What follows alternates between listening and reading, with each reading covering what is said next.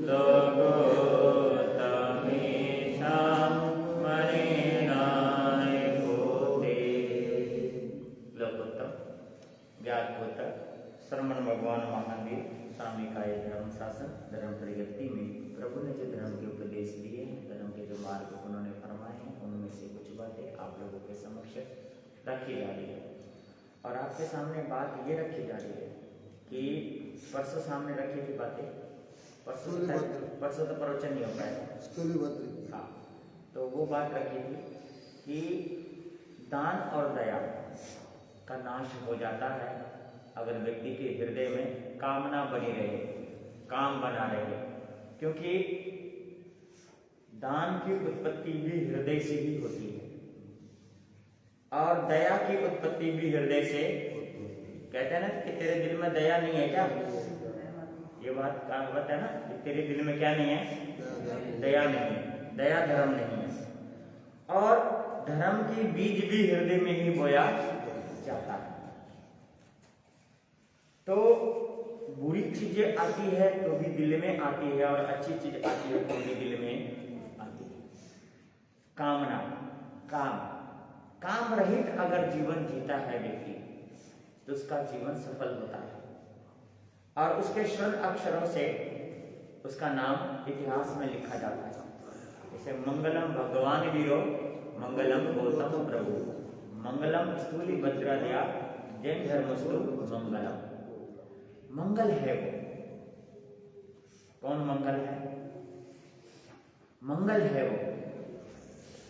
मंगल इसलिए है कि क्योंकि उनका नाम लेने से हृदय में मंगल की स्थापना होती है।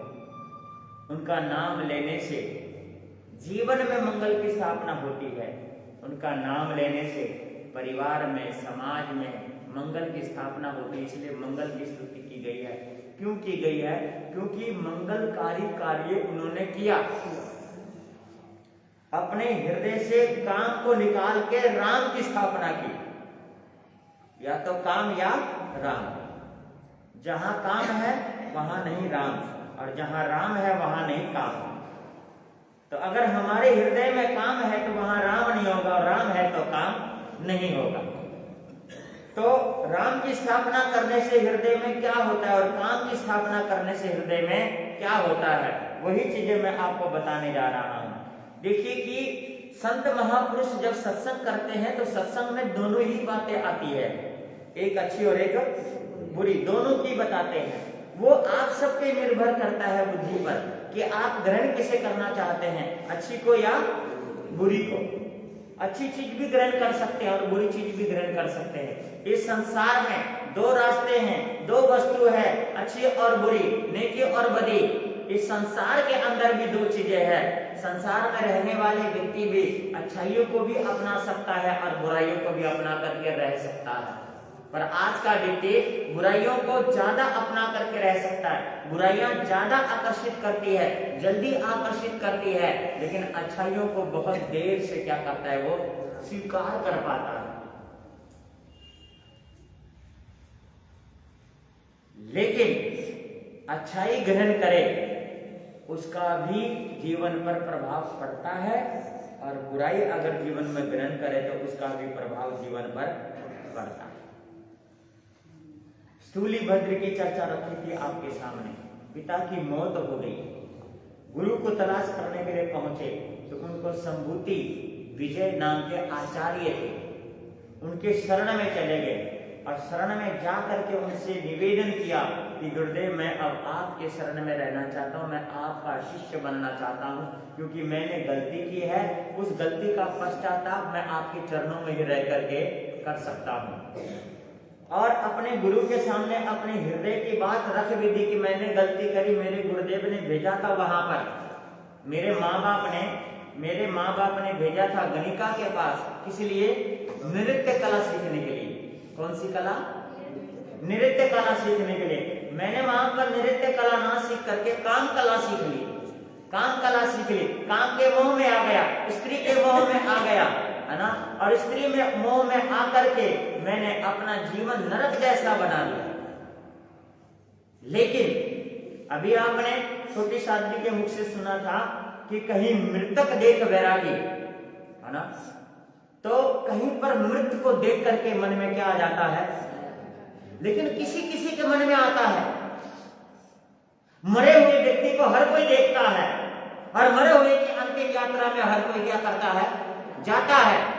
थोड़ी देर के लिए वो व्यक्ति अफसोस तो करता है, परंतु उसके मन में ये नहीं आता कि एक दिन मैं भी मरूंगा। जब मैं मरूंगा ही तो फिर मैं गलत काम क्यों करूंगा, फिर भी गलत काम करता है व्यक्ति।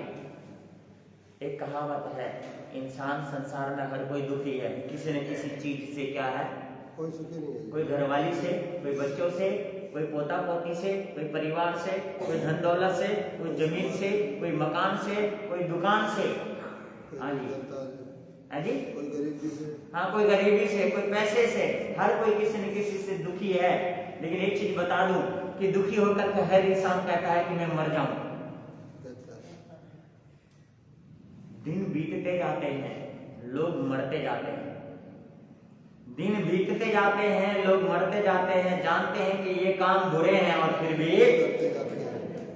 सबको पता है ये काम अच्छा नहीं है, फिर भी वो व्यक्ति करता है। उसे मालूम है। अब आप लोगों में से कोई व्यक्ति हो, आपके सामने कोई गलत करता हुआ नजर आए, पूरा शास्त्र उड़ेल दोगे उसके सामने, भाई समझदारी रखनी चाहिए, ये नहीं करना चाहिए, वो नहीं करना चाहिए, ऐसा नहीं करना चाहिए, वैसा नहीं करना चाहिए। और जहां पर अपनी बारी आती है, मौका देकर मोर्चा ही मार देते हैं। जब अपनी बारी आती है तो मोर्चा मार के क्या मार देते हैं, मौका का लाभ उठा लेते हैं, मौके का फायदा उठा लेते हैं। लेकिन व्यक्ति इस चीज को नहीं सोचता कि बुरा तो हर वक्त ही क्या होता है, और बुरा तो हर व्यक्ति के लिए क्या होता है, चाहे इसमें मैं हूं चाहे इसमें आप हैं, बुरा तो हम दोनों के लिए है। अगर हम दोनों में से दोनों ही अपने अपने रास्ते पर चलते रहेंगे तो एक कछुए की गति से, एक खरगोश की गति से, पर एक देर से और एक जल्दी, दोनों ही पहुंचेंगे कहां पर, मंजिल पर। हम भी और आप भी। हमारी थोड़ी सी गति ज्यादा है और आपकी गति थोड़ी सी क्या है, कम है, लेकिन दोनों ही क्या हो जाता है, पहुंच जाता है अपनी सीमा पर। तो मैं आपको बता रहा हूं, आचार्य हाँ जी संभूति विजय के चरणों में दीक्षित हो जाते हैं।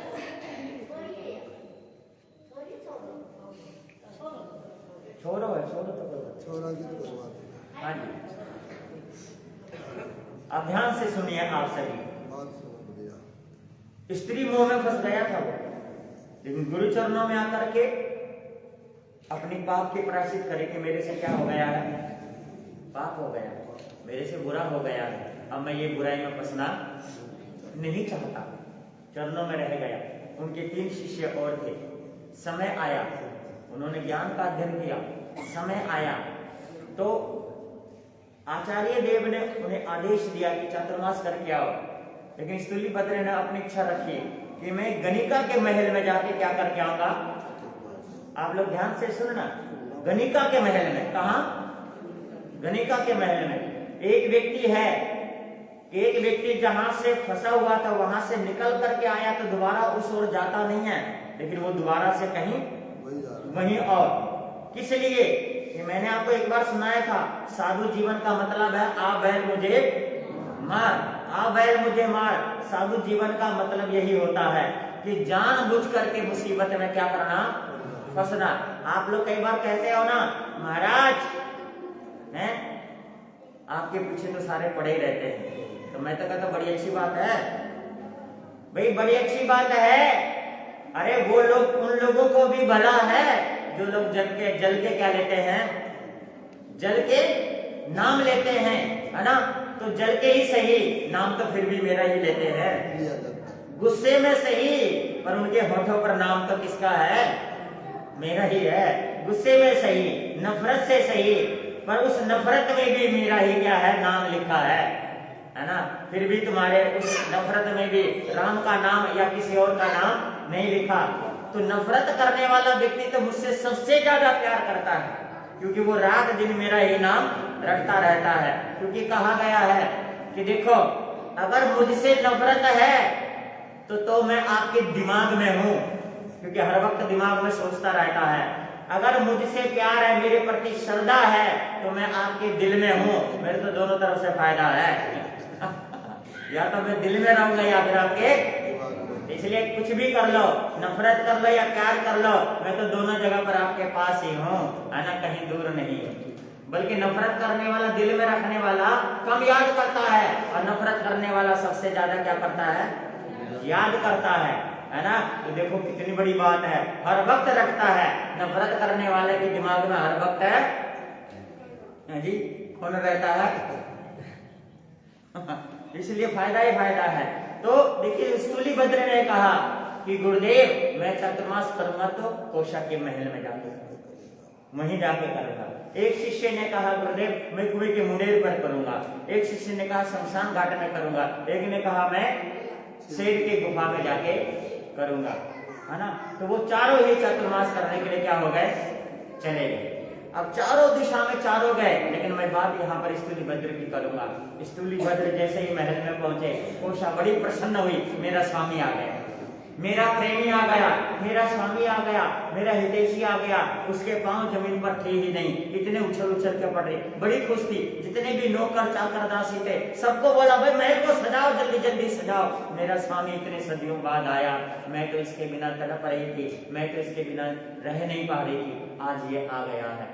तो कोशा के सामने स्थूलीभद्र ने कहा कि हे भद्रे, मुझे 4 महीने का चातुर्मास करना है, क्या रहने की जगह दोगी?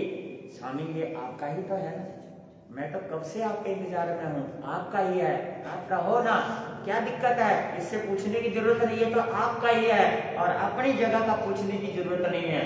उन्होंने कहा नहीं, मैं साधु बन गया हूँ, फिर भी मुझे पूछना तो पड़ेगा, तुम आज्ञा दो तो मैं रहूं। कहता स्वामी पधारो, और वो चले गए। और अपने रंग महल में जिस तरीके से भगवान महावीर स्वामी का चित्र लगा ना, वहां पर सारे अश्लील चित्र लगे हुए थे, अश्लील चित्र। उस चित्रशाला में उनको क्या करा जी, ठहरा दिया, वहां ठहर गए। और वहां ठहर गए और अंदर जाकर के उसने बड़े अच्छे अच्छे पकवान, गरिष्ठ भोजन, बादाम का, काजू का, पिस्ता का, बहुत सारा सामान बनाया उसने। और स्थूलीभद्र को भोजन क्या है, कराया। उन्होंने खाया भोजन, डट के भोजन खाया, कोई दिक्कत ही नहीं है। और वहां पर क्या हो गए, साधना में लीन हो गए। कोशा जो खाना खिलाने के बाद 16 श्रृंगार करके आए, सज के आए, तैयार होकर के आए, और आकर के वहां पर क्या करने लगे, अपना नृत्य दिखाने लगी, अपना जलवा दिखाने लगी, नाचने लगी। चारों तरफ से उनको हाव भाव घूम घूम करके नाचने लगी कि इनका मन क्या होगा, मेरी तरफ आकर्षित हो जाएगा। परंतु स्थूलीभद्र ने ये सोच लिया था कि जिसके कारण मैं गिरा था, उसके कारण ही मैं उठ के दिखाऊंगा। कि जिसके कारण मैं, क्योंकि इसी के कारण तो मैं गिरा था ना, घर से छूट गया, परिवार से दूर चला गया, है ना, इसके मोह में फंस गया, इसके पास रहकर ही अपने मोह को क्या करूंगा, तोड़ूंगा, मोह को भंग करूंगा मैं, है ना, इस काम को जीतूंगा। काम को जीतना इतना आसान नहीं है। बूढ़े होने के बाद भी, है ना, अपनी पत्नी का मोह व्यक्ति का क्या नहीं होता।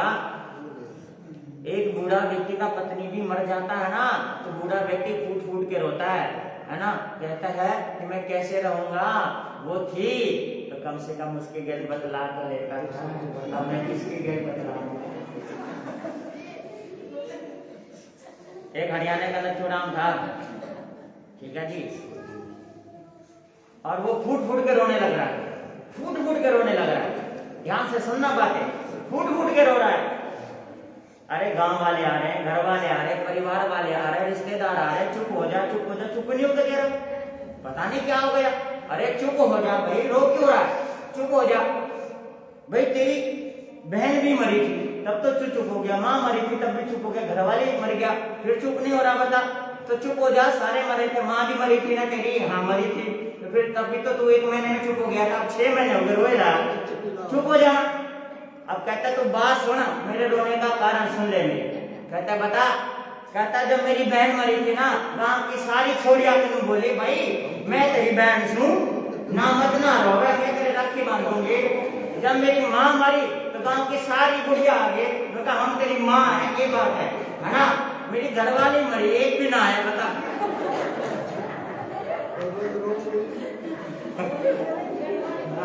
मैं तो रो यूं रहा हूं, एक भी नहीं आके दी। बहन मरी तो पूरा गांव आ गया, माँ मरी तो पूरा गांव आ गया, घरवाली मर गई।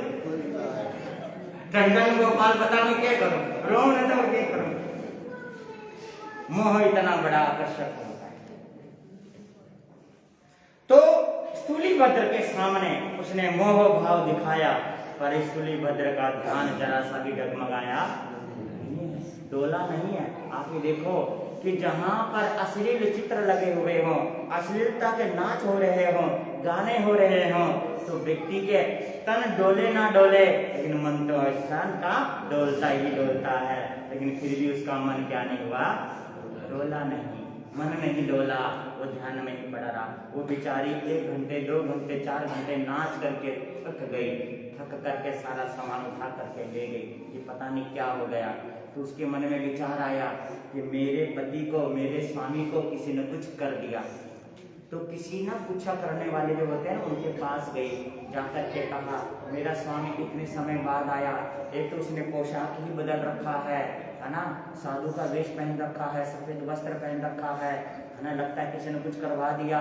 मेरी तरफ वो देखता तक नहीं है, खाना खाता है, रहता है, पर मेरी तरफ देखता नहीं है, मेरे से बोलता नहीं है। मैं अपने स्वामी से दूर नहीं रह सकती, मैं कैसे रहूं दूर, तो कुछ करो। तो उन्होंने जाप दिया, उन्होंने भभूति दी, उन्होंने जो कुछ भी था वो किया, जाकर के करो। उसने आकर के किया, परंतु आपको बता दूं, राम का नाम जिसके हृदय में हो वहां पर कोई चीज काम नहीं आता, कोई मंत्र नहीं, कोई तंत्र नहीं, कोई भभूति नहीं, कुछ भी काम नहीं आता। बस हृदय में राम का क्या होना चाहिए, सच्चा नाम होना चाहिए।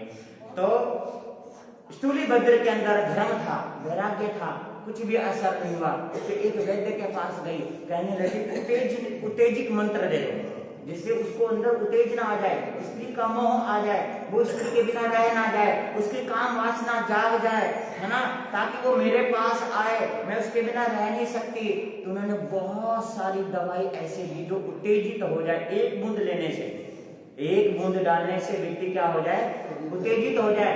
ऐसी औषधि लेकर आए, उसने तो क्या करा, पूरी पूरी डब्बी डाल दी उसको, भोजन के अंदर पूरी डब्बी डाल दी और बढ़िया भोजन तैयार कर उसके सामने रख दे।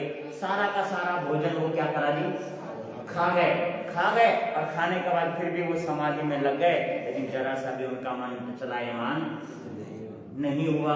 वो सोचने लगी भाई ये कैसा असर प्रूफ हो गया है, कितनी सारी दवाई दी, थोड़ी सी दवाई देने के बाद भी व्यक्ति के अंदर असर आ जाता, पर इसके ऊपर तो कोई भी असर हो ही नहीं रहा। बताओ मैं क्या करूं, कैसे करूं।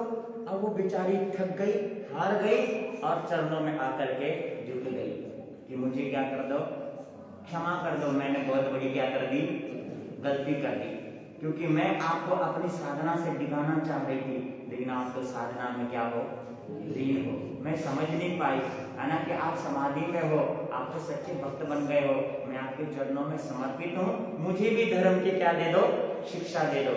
बस उस समय स्थूलीभद्र ने धर्म की शिक्षा दी, उसको शराबी का बना दिया, उसको भक्त बना दिया। वो भी मुंह पट्टी लगा के वो भी धर्म की आराधना करने लगी। देखो कहाँ पोषा थी। देखिए किसी के जीवन को बदलना, पहले खुद के जीवन को बदलना और दूसरे के जीवन को बदलना बहुत बड़ी क्या है, बात है। अब कोशा का जीवन बदल गया तो उस कोशा के संपर्क में जितने भी लोग थे सबका जीवन क्या हो गया, बदल गया। कहानी बहुत लंबी है, इतनी मोटी किताब है, इसकी पूरी कहानी है। अब मैं आपको सुना रहा हूँ। चातुर्मास करके जिसके लिए स्थूलीभद्र आए थे वो काम क्या हो गया, उनका मनोरथ पूर्ण हो गया। वहां से चातुर्मास पूरा करके वो अपने गुरु के पास गए, सारे शिष्य गए, सबको कहा तुमने बहुत अच्छा किया। क्या किया, बहुत अच्छा किया, है ना। लेकिन स्थूलीभद्र के लिए कहा तुमने बहुत बहुत अच्छा किया, बहुत ही बहुत अच्छा किया, बहुत बड़ा काम किया तुमने, मैं बड़ा प्रसन्न हूँ, मेरा हृदय बड़ा गदगद है। तो तीनों जो शिष्य थे ना वो ईर्ष्या में डूब गए कि मैं, हमारे को तो ये कहा बहुत अच्छा, इसको कहते बहुत बहुत अच्छा, ऐसा कौन सा तीर मार के आ गया ये। ईर्ष्या तो होती है ना, एक दूसरे से ईर्ष्या करते हैं और ईर्ष्या करने वाला हमेशा गिरता है, ये भी ध्यान रखना। ईर्ष्या करने वाला गिरता है। अगर गुरु ने अपने किसी शिष्य या शिष्य की तारीफ की तो समझ लेना इसमें कुछ न कुछ विशेषता है जो मेरे अंदर नहीं है। आप लोग ये क्यों नहीं सोचते कि मैं भी ऐसा करूं? अगर मैंने प्रवचन के बीच में किसी भगत का नाम ले लिया तो समझो उसको किसी ने कुछ अच्छा किया होगा, मुंह में नहीं लिया गया, कुछ अच्छा देख कर लिया गया है। आप ईर्ष्या कर जाते हो, बस इनको तो यही दिखते हैं, हम तो दिखते ही नहीं। हम ईर्ष्या कर जाते हैं, पर हमें ईर्ष्या नहीं करना चाहिए। उन तीनों शिष्यों में से ईर्ष्या कहने लगे, सरप की बांगी के पास शेर की गुफा में हम चतुर्मास करके आए, कुएं के मुंडेर पर करके आए, क्या ये आसान काम था? आसान काम था? तो गुरुदेव ने कहा नहीं, ये सब आसान ही था। किसकी अपेक्षा? कोशा के महल में ये चतुर्मास करके आया है, ये काम को जीत करके आया है। तुमने भय को जीता है। किसको जीता है? भय को, डर को जीता है, क्योंकि शेर की गुफा में डर होता है, कुएं के मुंडेर पर डर होता है मरने का, सांप की बांगी पर डर होता है। तुम डर के जीत कर आया, लेकिन ये तो काम को जीत करके आया है, क्योंकि काम को जीतना इतना आसान काम नहीं है। तो उसमें से एक कहने लगा, ठीक है गुरुदेव, इस बार चातुर्मास के लिए मुझे भेजो, मैं जीत कर दिखाता हूँ, स्थूलिभद्र के देखा करके दिखाता हूँ। गुरुदेव ने कहा तेरे बस का नहीं है, तेरे से नहीं होगा। कहता नहीं होगा क्यों नहीं, मैं करके दिखाऊंगा। सज्जन एक बात है, जब गुरुदेव कह दे कि नहीं होगा तो ये मान लाना चाहिए कि तेरे से नहीं होगा, क्योंकि गुरुदेव अगर इतने ज्ञानी नहीं है फिर भी गुरु के मुख से अगर कोई वचन निकला है तो वह सत्य वचन होता है, ब्रह्म का वाक्य होता है। क्योंकि ब्रह्म का वाक्य कैंसिल हो सकता है, पर गुरु के वचनों से निकला हुआ ब्रह्मा भी इसको कैंसिल नहीं कर सकते, क्योंकि ब्रह्मा भी गुरु को ही मानते हैं, है ना, ब्रह्मा भी गुरु को ही मानते हैं। इस चीज को हमेशा ध्यान रखना, क्योंकि त्याग बड़ा होता है। लेकिन वो माना नहीं, कहने लगा मैं तो जाऊंगा। कहता नहीं मानता तो जा। अब वो चला गया, सब चतुर्मास के लिए चले गए, वो भी चला गया कोशा के महल में। जैसे ही कोशा के महल में गया तो कोशा तो अपनी भक्तन बन चुकी थी, श्राविका बन चुकी थी। तो जाकर के कहा कि कोशा मैं आपके यहाँ चतुर्मास करना चाहता हूँ। तो कहा गुरुदेव पधारो, करो चतुर्मास, क्या दिक्कत है, आपके गुरु भाई करके गए थे। लेकिन कोशा ज्ञानी बन गई थी, कोशा समझदार बन गई थी। उसकी आंखों में पढ़ लिया था कि इसके आंखों में ईर्ष्या है, इसकी आंखों में द्वेष है, इसकी आंखों में काम वासना भी है। पढ़ ली थी उसने, क्योंकि एक स्त्री होती है, व्यक्ति की आंखों में पहचान लेती है कि इसकी आंखों में क्या है। उसने पहचान लिया, उसने कहा कोई बात नहीं गुरुदेव, आप ठहरो ना, पधारो। उसको भी चित्रशाला में क्या कर दिया, ठहरा लिया। पहली बात तो आपको बताऊं तो पहला कदम, पहला ढीलापन तो उसको चित्र को देखते ही हो गए। चित्र को देख करके मन में काम वासना आ गई, क्योंकि अश्लील चित्र था, बिल्कुल ही नगण्य अवस्था में चित्र था। उसको देख कर ही उसके अंदर वासना आ गई बस। लेकिन फिर भी कोशा लेकर गए, भोजन लेकर आई, पानी लेकर उसे खिलाया, है ना, खिलाया। तो कोशा वहां पर भक्ति कर रही थी। तो कोशा के सामने उन मुनि ने कहा कि कोशा मेरे को भी नृत्य करके दिखाओ ना, अपना क्या दिखाओ, है ना, 16 श्रृंगार करो ना, अपनी कला दिखाओ ना। तो उसने कहा क्यों दिखाओ, क्यों दिखाओ, कहता नहीं मेरे को दिखाओ। तो उसने दिखाया, दिखा करके उसके अंदर काम वासना आ गई। कहने लगी मैं तो तुम्हारे साथ जिंदगी को जीना चाहता हूँ, है ना, मैं तो धर्म बाद में पाल लूंगा, संयम बाद में पाल लूंगा, लेकिन पहले अपना जीवन तो जी लूं, यहाँ का रंग ढंग तो देख लूं, यहाँ का सुख तो प्राप्त कर लूं। मैंने सुना है यहाँ का सुख बड़ा मनमोहक होता है, बड़ा आनंददायक होता है, मैं यहाँ तो कर लूं ना। हाँ, तो उस समय कोशा समझ गए। कहने लगी ठीक है, तुम्हारी इच्छा पूर्ण हो सकती है, परंतु तुम्हें एक चीज पूरी करनी पड़ेगी। कहा क्या? कहता है कि मुझे रत्न कमल ला के दो।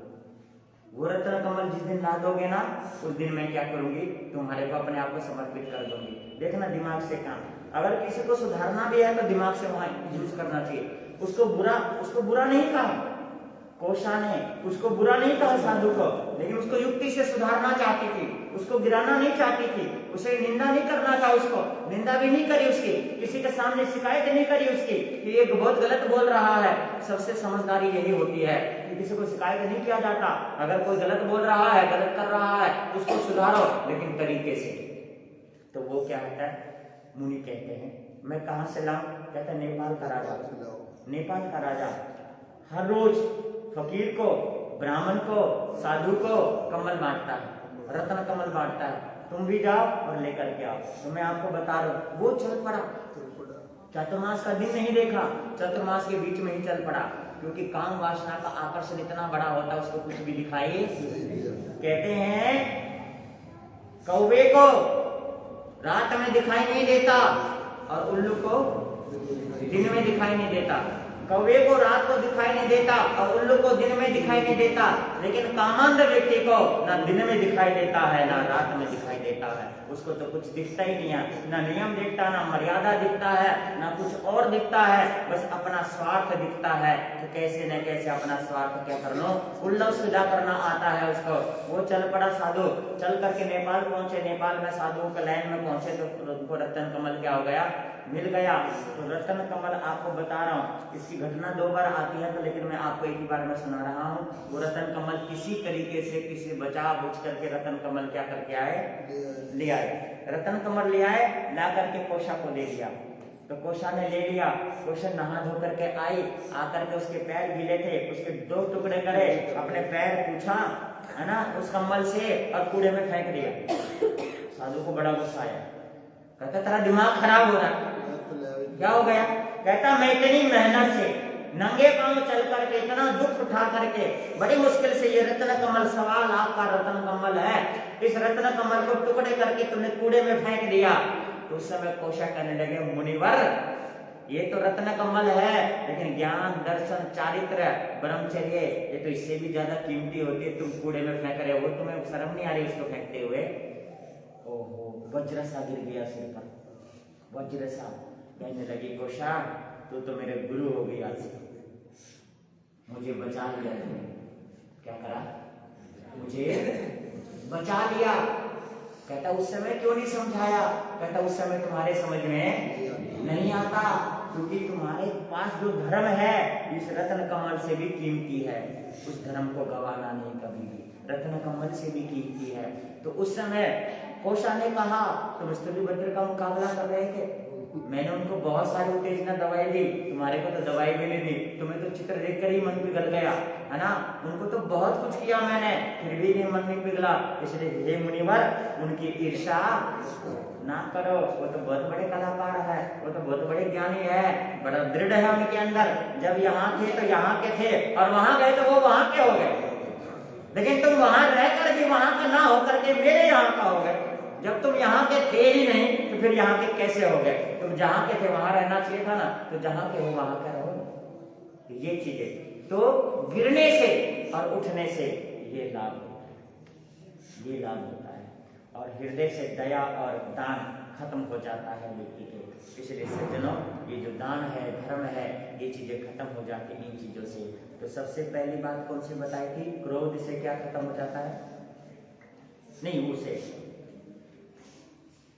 क्या बताया था आपको? लोभ से, लोभ बताया था ना, लोभ से सत्य और सरलता, और काम से दया और दान खत्म हो जाता है। एक चीज और रहेगी, समय अनुसार आपके आज का समय हो गया, क्योंकि 10:15 हो गए हैं और पान का कार्यक्रम है, फिर टिकट का कार्यक्रम है, वो कार्यक्रम होगा, तो आप सभी ध्यान रखेंगे। और आपको और बता दूं, सूचना दे दूं मैं आप लोगों को थोड़ा सा, रोजाना का जो गान का कार्यक्रम हो रहा है, कल आपके सामने जो गान का कार्यक्रम था वो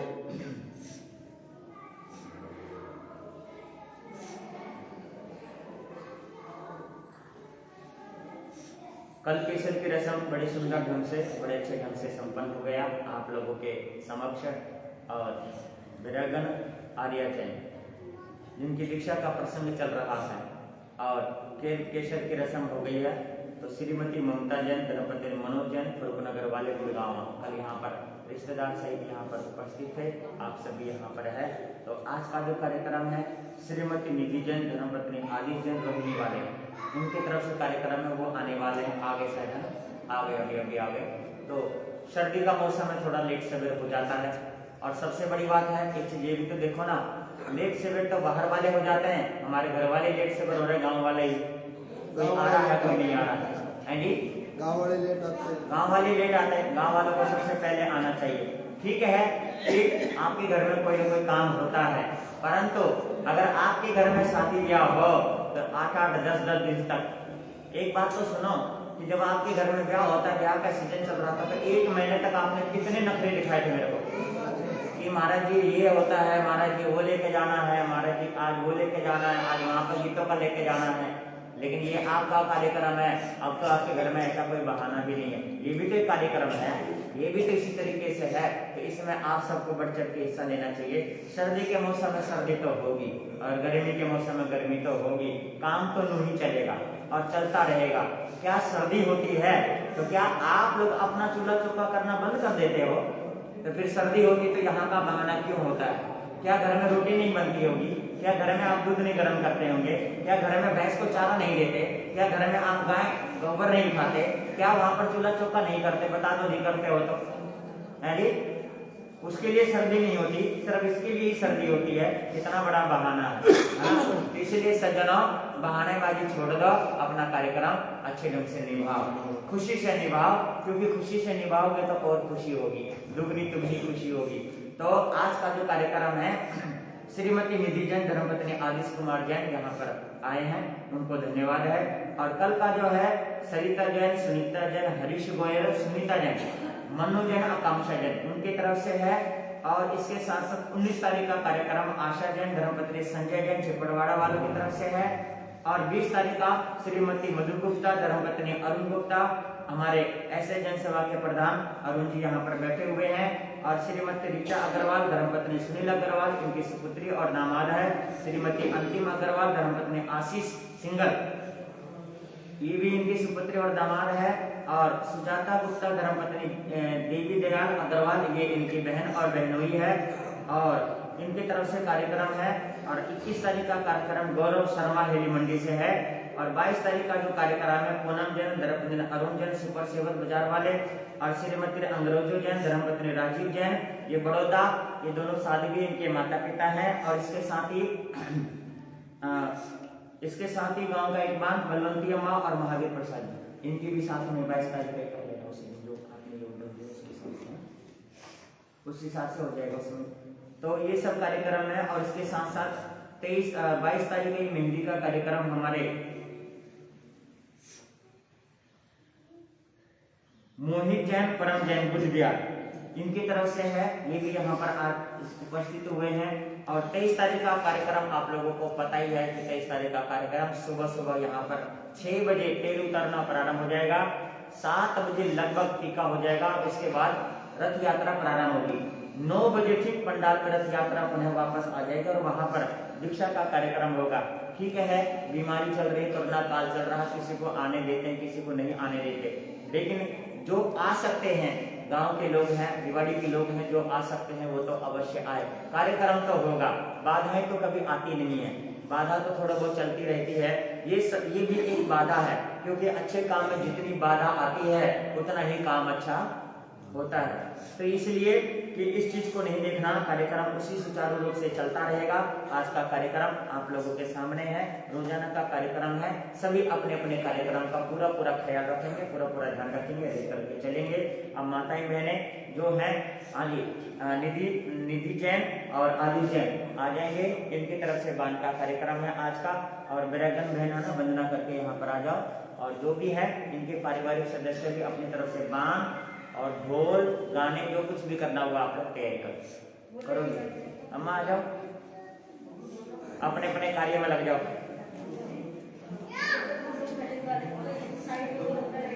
हाँ, इस तरह ये कार्यक्रम कर लो। सतिया जी भजन गाएंगे एक दो बांध के, उसके बाद ढोल बजाना। सतिया जी गाएंगे, मैं एक बार मंगल पाठ सुना दूं पहले आप लोगों को। बैठ जाओ आप लोग, कोई बात नहीं, आप लोग भी बैठ जाओ साथ में। उसके बाद इन्हीं परिवार की तरफ से भोजन की व्यवस्था है, सभी जने भोजन इत्यादि लेके जाएंगे। कल की भी भोजन की व्यवस्था, आज भी रोजाना का रोजाना सब भाई बहनों के लिए भोजन की व्यवस्था रहेगी। सभी जने ध्यान रखेंगे, इस कार्यक्रम को बड़े हर्ष और उल्लास के साथ आप सभी निभाएंगे। नमो यज्ञान नमो सिद्धांत नमो आर्यन नमो ज्ञान नमो लेसवेसावनम श्री चित्तादि मंगलम हरिस्ता मंगलम सिद्ध मंगलम साधु मंगलम केवली पणतो धूम मंगलम चितारे लोगोत्तम हरिता लोगोत्तम सिद्ध लोगोत्तम साधु लोगोत्तम केवली पणतो धूम लोगोत्तम चितारे सन भोजन हरिता सन भोजन सिद्ध सन भोजन साधु सन भोजन केवली पणतो नमो सन भोजनानि अरिहंतो का सन्ना सिद्धो का सन्ना साधु का सन्ना दया धर्म का सन्ना चार सन्ना और न सन्ना कोई जो भव्य प्राणी करे आचरण उसका अजर अमर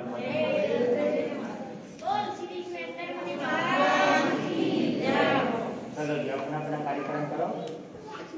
ये कर दो, ये कर दो, ये कर सकता है, ये ना करो। हाँ, बिल्कुल। ये कर दो। माइक उधर ना तो बहनों की तरफ ढोल जो बजेगी। आप भजन गाओ, भजन गाओ। नहीं, पहले भजन गा लेते हैं, संदीप को करना।